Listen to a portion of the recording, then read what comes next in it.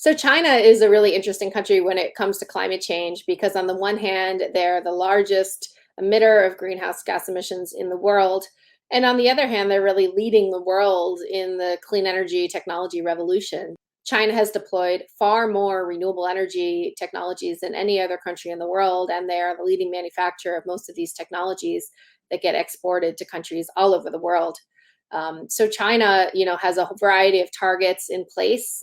China's NDC is does not include an absolute target on its emissions, so it doesn't have a cap on emissions growth, but it does pledge to reduce the growth in emissions. So China has pledged that by 2030 their emissions will peak, and in the near term, between now and 2030, China puts forward its own targets in the form of its 5-year plans.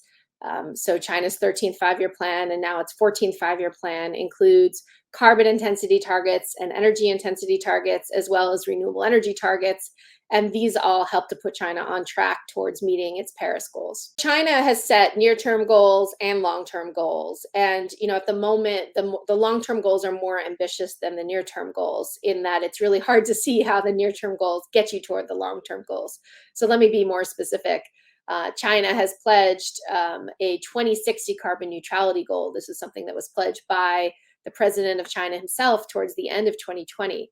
But if you look at the modeling results coming out of, some of the top Chinese research institutions, we see, for example, that in order for China to get to carbon neutrality by 2060, given the pathway that they're on right now, which is essentially growth, growth, growth, at least through 2030, you would then have to see very dramatic emissions reductions take place, from 2030 through mid-century, looking at, a rate of 8 to 10% per year, which is more dramatic than we've ever seen any country able to achieve in terms of the speed of emissions reductions, and would be extremely expensive as well, because again, you're looking at potentially, taking coal plants and other infrastructure that's locked in and then shutting it off before the end of its useful lifetime.